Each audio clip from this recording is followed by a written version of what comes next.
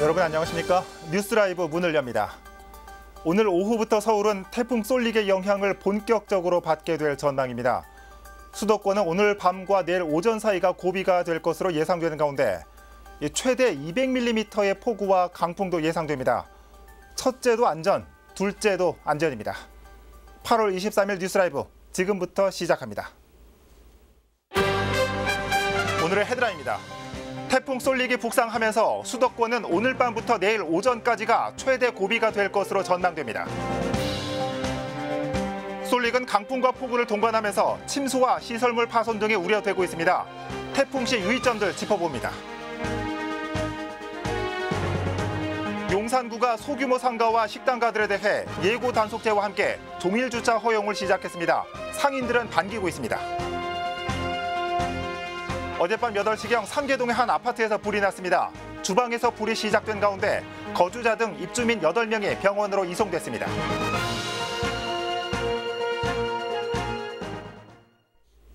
한반도가 태풍 쏠릭의 영향권에 접어들었습니다. 이 쏠릭은 서해안을 따라 북상하면서 내일 아침경 서울을 지날 것으로 전망되고 있습니다. 오늘 아침 출근길은 흐리기만 했는데 지금 상황은 어떤지 또 태풍 경로에 대해서 살펴보겠습니다. 현장에 취재기자 연결해 보겠습니다. 진기훈 기자. 네, 저는 지금 한강공원에 나와 있습니다. 네, 일단 지금 현재 시각 수도권은 아직 태풍의 영향권에 들지는 않은 거죠? 네, 그렇습니다. 제가 지금 나와 있는 이 한강공원도 1시간 동안 비가 그쳤다 내렸다를 반복하고 있고 또 지금 보시면 이렇게 흐린 상황이지만 아직까지 태풍이 왔구나 이렇게 실감할 정도는 아닙니다. 하지만 태풍 쏠릭 이미 시작이 됐죠. 지금 현재 제주도 서해안을 강타한 것을 시작으로 시속 20에서 25km의 속도로 북상하고 있습니다. 기상청 예보에 따르면 내일 오전 7시쯤이면 서울권으로 이 태풍 쏠릭이 진입할 것으로 예상되고 있습니다. 예. 이번 태풍 쏠릭 어제부터 우리나라에 직간접적인 영향을 주고 있습니다. 태풍 경로와 앞으로 진행 상황 간단히 짚어주실까요? 네, 이미 제주도는 어제부터 태풍의 직접 영향권에 들어 있습니다. 전남 일부 지역도 마찬가지인데요. 이렇게 남부 지역을 제외한 나머지 지역들은 오늘 오전부터 순차적으로 이 태풍 직접 영향권에 들기 시작했고 이 수도권은 내일 오전부터 좀 직접 영향권에 들 전망입니다. 이 기상청에 따르면 수도권을 기준으로 50에서 100mm, 많게는 최고 200mm의 비가 오늘과 내일 사이에 예보돼 있는 상황입니다. 이번 태풍 쏠릭은 내일 오후 3시쯤 이 속초 등 동해안 지역을 지나면서 물러갈 것으로 예상되고 있습니다. 이번 태풍이 폭우 동반과 함께 강력한 바람 때문에 피해가 클 전망이라고 하던데요. 네, 그렇습니다. 이번 태풍 쏠릭이 무서운 게 비단 폭우 때문만이 아니라 강한 바람이 좀 문제가 될 것으로 보이고 있습니다. 지금 현재 최고 풍속이 초속 43m로 북상을 하고 있는데 이 초속 40m를 시속으로 환산을 하면 이게 시속 한 150km 정도 됩니다. 그렇군요. 굉장히 강한 바람인 건데 이 상태가 되면 사람이 그냥 서 있기도 힘들고 심지어는 차량이 전복될 가능성도 있습니다. 그렇기 때문에 이 계신 지역이 태풍의 직접 영향권에 들게 됐다 하면 우선 외출은 가급적 자제하시는 것이 좋겠고요. 또 이 바람에 날아갈 가능성이 높은 지붕이나 간판, 또 자전거 등은 미리 좀 단단히 고정시켜 두시는 것이 좋겠습니다. 또 이 아파트를 비롯한 고층 건물의 옥상이나 지하실은 들어가지 않는 것이 좋겠습니다.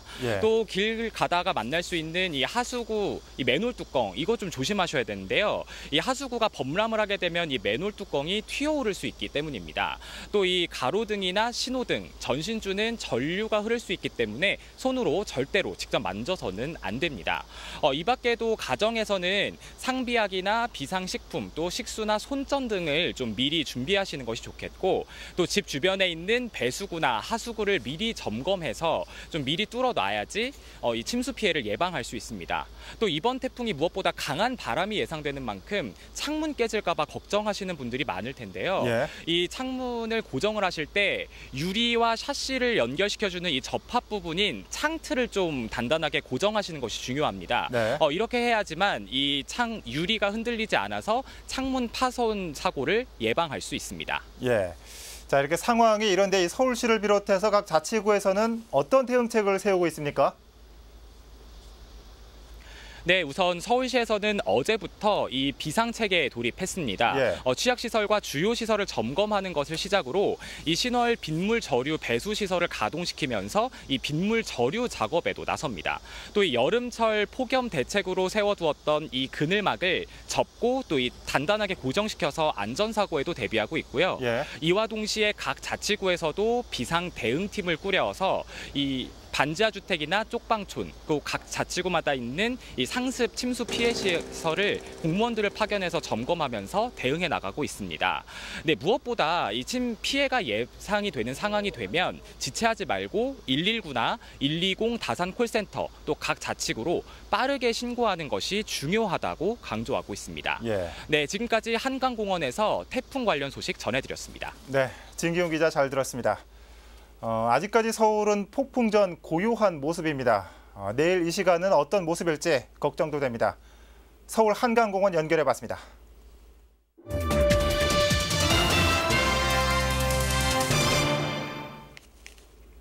네, 앞서서 현재 서울의 모습을 살펴봤습니다.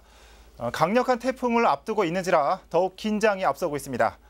다시 한번 태풍 시 주의해야 할 점들 살펴보겠습니다. 먼저 태풍의 시간대별 예상 경로를 파악하는 게 급선무입니다. 이동 속도가 예상보다 늦어지면서 서울을 통과하는 예상 시점이 금요일 아침 시간대로 변경됐습니다. 출근과 등굣길 대란이 일어날 가능성이 큽니다. 일단 태풍이 왔을 땐 산과 계곡, 하천 등 위험 지역을 탈출해야 합니다. 하천변 차량이나 지하주차장 차량들도 침수에 대비해 이동 조치하는 것이 좋고 도로가 침수됐을 땐 자동차를 서행시켜야 합니다. 급제동은 엔진이 꺼질 수 있으므로 주의해야 합니다. 집이나 도로가 물에 잠겼을 때는 전기와 가스를 먼저 차단하고 신속히 대피하며 손전등이나 양초를 미리 준비해야 합니다. 이 밖에도 초속 30m가 넘는 강풍이 시작되면 외출은 물론 도로 위 자동차 운전도 위험합니다. 딜라이브 서울 경기 케이블 TV 박용입니다. 네, 다음 소식입니다. 집 근처 상가나 시장에서 장을 보려다가 주차 공간이 없어서 발길을 돌린 적 한 번쯤 있으실 겁니다. 용산구가 이달부터 소규모 식당과 상가 주변을 중심으로 불법 주정차의 단속을 완화했습니다. 이재용 기자입니다. 길가에 주차된 차량들이 늘어져 있습니다. 예전 같으면 바로 과태료 부과 대상인데 이젠 아닙니다. 소규모 식당과 상가 주변으로 점심과 저녁 시간대 안에 적용된 불법 주정차 시간제 단속 유예가 전일제로 확대됐기 때문입니다. 전일제로 바뀌었는데요. 어려운 상황이라 그런 것을 이제 감안해가지고 소상공인 내지 이제 자영업자 이런 어려운 분들 조금이나마 이 경제적인 부담도 덜어주고 예고 없이 단속하던 방식도 바뀌었습니다. 불법 주정차를 발견하면 먼저 경고문을 게시하고 전화로 차량 이동을 안내합니다. 연락이 안 될 때에는 저희가 단속을 하고 한 20분 정도 기다렸다가 그때까지도 민원인이 안 나오면 저희가 견인 조치를 합니다. 다만 불법 주정차가 차량 통행이나 보행에 지장을 줄 경우엔 단속 완화 대상이 아닙니다. 때문에 횡단보도나 도로 모퉁이 등에 주정차한 차량은 단속 대상입니다. 불법 주정차에 따른 민원 다발 지역이나 상습 위반 차량 역시 마찬가지입니다. 지역 경제를 살리기 위해 불법 주정차 단속을 완화한 용산구. 당분간 규제 완화는 계속될 것으로 보입니다. 딜라이브 서울 경기 케이블 TV 이재용입니다. 이처럼 용산구가 완화한 불법 주정차 단속 아직 한 달도 채 지나지 않았지만 현장에서는 벌써부터 규제 완화를 반기는 분위기입니다. 계속해서 이재용 기자입니다. 서울 용문 전통시장에서 과일 장사를 하고 있는 박성기 씨. 불법 주정차를 단속하는 날이면 매출이 감소합니다. 때문에 용산구에 불법 주정차 단속 완화 소식이 반갑기만 합니다. 한 2바구니나 3바구니 사고 싶어도 경찰차만 지나가면 그냥 가지 않아요. 매상이 뭐 한 10% 이상 차이가 나죠. 단속 완화로 주차 공간이 부족한 상가에 접근 편의성이 용이해진 지역 주민들 역시 구의 정책을 반기는 분위기입니다. 주차하기가 굉장히 어려운데 이렇게 용산구에서 저희를 사정을 봐주시니까 저희는 참 행복한 지역에서 살고 있는 것 같습니다. 단속 과정에서 불법 주정차한 차주와 얼굴 붉힐 일이 많았던 단속원들도 한결 부담이 줄었습니다. 단속해야 될 대상이 줄어든 데다 과태료를 부과하기 전 전화로 불법 주정차한 해당 차주에게 단속 상황을 안내해 마찰을 최소화할 수 있게 된 겁니다. 아무래도 또 많이 할 때와 덜 할 때와 저거 하고 또 시민들도 이해를 해주시고 차를 빨리빨리 이동을 하고 하니까 저희들도 근무하기가 좀 편합니다. 용산구가 이번 달부터 시행하고 있는 불법 주정차 단속 완화. 아직은 시행 초기지만 현장에선 벌써부터 규제 완화를 개혁으로 받아들이는 분위기입니다. 딜라이브 서울 경기 케이블 TV 이재용입니다. 서대문구 신촌하면 과거 7, 80년대 청년 문화의 중심지였다고 해도 과언이 아닙니다. 신촌 지역의 어제와 오늘을 한눈에 살펴볼 수 있는 전시가 마련돼 눈길을 끌고 있습니다. 오신영 기자입니다. 신촌 로터리와 중앙에 위치한 시계탑, 지금은 사라진 풍경에 세월이 많이 지났음을 실감케 합니다. 신촌시장과 현대화 이후 신촌역 주변의 모습도 과거 신촌을 기억하는 시민들에게는 추억입니다. 신촌은 1960년대 대학문화의 중심지로 자리 잡으며 전성기를 맞았습니다. 소설가 고 최인호 씨를 포함해 많은 문인들의 활동이 이어졌고 1970년대 들어서는 라이브 카페를 기반으로 김현식과 한영애와 같은 가수들의 성장의 발판이 됐습니다. 신촌은 대학생들이 권력에 맞서는 장소이기도 했습니다. 한일협정 반대와 베트남 파병 반대 등 크고 작은 시위로 대학생들의 목소리를 냈고 1987년 6월 항쟁을 거쳐 대학 문화의 격동기를 맞았습니다. 신촌 지역은 청년 문화의 중심지였고요. 대학촌을 기반으로 해서 새로운 문물들이 수용되고 그다음에 확산되는 그런 산실의 역할을 했었습니다.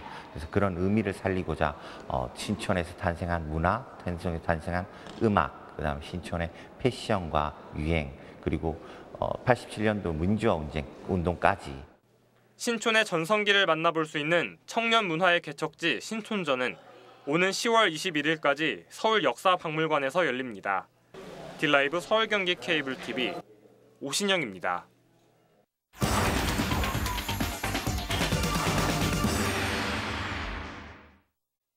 각 자치구별 기초의회 의장을 만나보는 시간. 오늘은 서대문구로 가봅니다.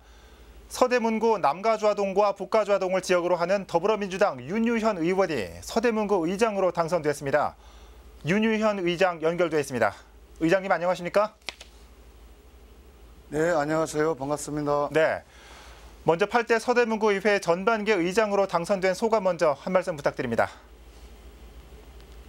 네, 먼저 여러모로 부족한 저에게 서대문 구민을 위하여 열과 성을 바쳐 일할 수 있는 기회를 주신 구민 여러분께 깊은 감사를 드립니다. 네. 서대문구 의회 제8대 상반기 의장이라는 막중한 책임을 맡겨주신 선배 동료 의원 여러분께도 진심으로 감사를 드립니다. 제8대 서대문구 의장으로 당선된 만큼 앞으로 32만 서대문 구민의 대변인으로서 사명감을 갖고 서대문의 발전과 주민들의 삶의 질을 향상시키는 데 혼신의 노력을 다하여 의정 활동과 함께 의정 운영을 착실하게 이끌어 가겠습니다. 네. 자, 지난 6대 때 구의원을 지낸 뒤에 4년 만에 다시 구의회에 돌아오고 또 의장으로 선출됐습니다. 기분이 남다르실 것 같은데 한 말씀 부탁드립니다. 네. 제가 2010년 기호 2-4번이라는 그 어려운 번호로 제가 초선에 이제 입성을 하게 됐습니다. 그래서 그동안 이제 그 이후 2014년 6.3 지방선거에서 아깝게 제가 41표로 삭패를 해서 다시 4년 동안 쉬면서 많은 그 성숙된 모습으로 다시 재선에 또 도전해서 입성하게 됐습니다. 그래서 앞으로 우리 서대문 구의 모든 삶의 질을 높이는데 또 그리고 복리 증진을 위해서 다시 한번 제 캐치프레이즈가 서대문구의 모습입니다. 그래서 항상 낮은 자세로 다시 우리 구민들을 받들고 모시겠습니다. 예, 이 서대문구의 머슴, 초심을 잃지 않길 저도 바라겠습니다. 자, 그런데 서대문구 의회가 지난달 업무 추진비를 공개하기로 결정했습니다. 이 공개를 결정한 이유가 따로 있습니까?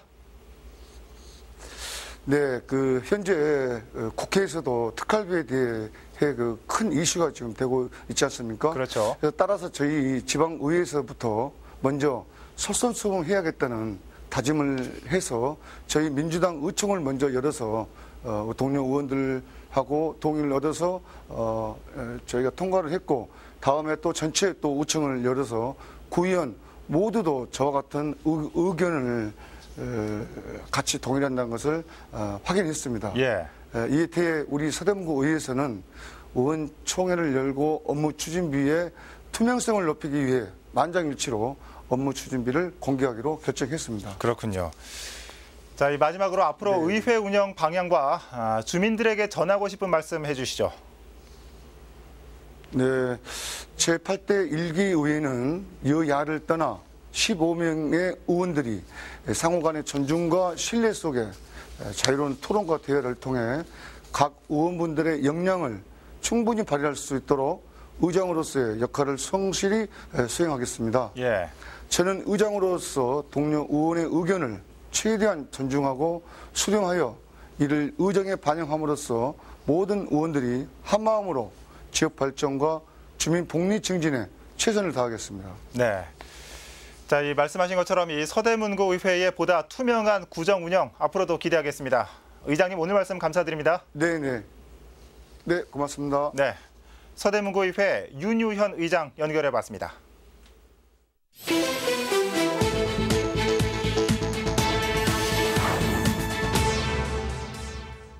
어젯밤 8시쯤 노원구 상계동의 한 아파트에서 불이 났습니다.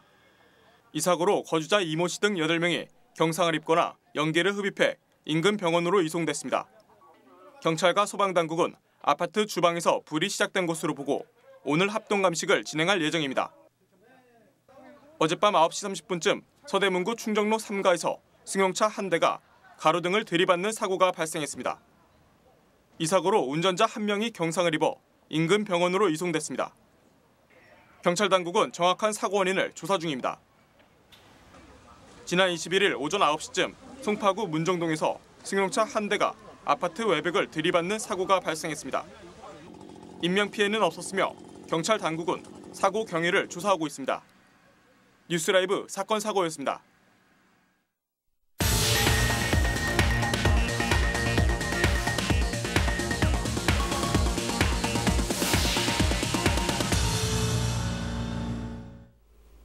의장단 구성을 두고 파행을 겪었던 성북구 의회가 새 의회가 꾸려진 지 50일 만에 개회식을 열었습니다. 하지만 아직까지 양당 의원들 간의 이견이 좁혀지지 않아 여당 의원들만 참석한 채 회의가 시작됐습니다. 이혜진 기자입니다. 결국 양당 간의 입장 차이는 좁혀지지 않았습니다. 파행 후 50일 만에 개회식이 열렸지만 여전히 자유한국당 소속 의원들은 의회 출석을 거부했고 더불어민주당 소속 의원들만 참석한 채 식은 진행됐습니다. 제8대 성북구의회를 개원하는 자리에 자유한국당 의원님들이 함께하지 못하여 의회를 개표하는 의장으로서 진심으로 죄송하다는 말씀을 드립니다. 더불어민주당 소속 의원 14명, 자유한국당 소속 의원 8명인 상황에서 의장단 배분을 두고 갈등이 계속되고 있는 것. 당초 야당은 부의장 한석과 상임위원장 한석을 요구했지만 다수당인 여당은 받아들이지 않았습니다. 이 같은 입장차가 좁혀지지 않자 민주당 소속 의원들만 참석한 채 의장단 선거는 강행됐고 6석 중 5석은 민주당이 가져갔습니다. 이를 두고 야당 의원들이 반발하고 나섰던 상황. 그러나 최근 들어 후반기 의장단 6석 중 2석을 자유한국당에 주기로 협의하면서 갈등이 봉합되는 듯 했습니다. 하지만 이번엔 합의문 작성을 두고 또다시 갈등이 생겼습니다. 자유한국당 측이 후반기 부의장 한석과 상임위원장 한석을 주겠다는 내용을 합의문에 명시해달라고 요구한 것. 이에 대해 민주당 측은 구두로 약속한 상황인데 합의문 명시까지 해달라는 것은 받아들일 수 없다는 입장입니다. 합의서 자체가 잘못된 거라 이거지. 우리가 서로 약속은 되는데 꼭 합의서 써야 되냐. 여기까지 했는데 부의장을 못 상임위원장 후반기 못을 막아라. 이 차이요. 상생해서 협치해서 14대 8이지만 일방적이지 않고 논의해서 한다. 잘해보자는 내용이지. 뭐 그런 것도 안 받아주면 앞으로 자기네 그냥 뭐 일방적으로 하겠다는 얘기잖아요. 이달 말 추경 예산안을 심사해야 하는 임시회가 예정돼 있어 반쪽짜리 의회를 바라보는 우려의 목소리가 커지고 있습니다. 딜라이브 서울경기 케이블 TV 이혜진입니다. 강동구가 주거급여 신청자를 접수합니다. 주거급여는 저소득층 전월세 세입자의 임대료와 주택 보수 비용을 지원해주는 제도입니다.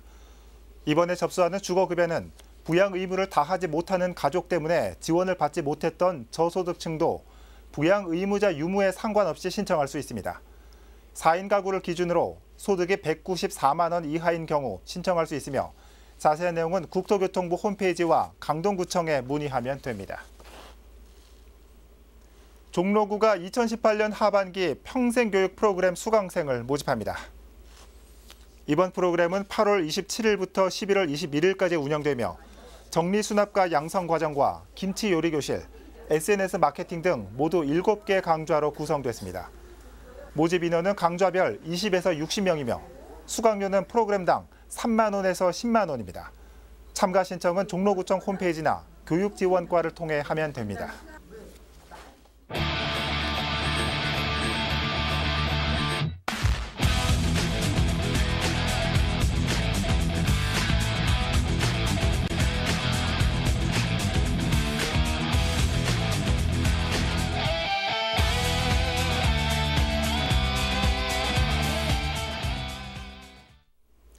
태풍을 앞두고 긴장되는 하루입니다.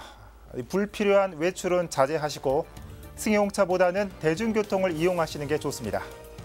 또한 이 피해가 발생되거나 우려된다면 각 구청이나 119, 120 등으로 신고하시길 바랍니다. 떨어져 살고 있는 가족과 지인들에게도 안부 전화 한 통 하셔야겠습니다. 뉴스라이브 마칩니다. 시청해 주셔서 고맙습니다.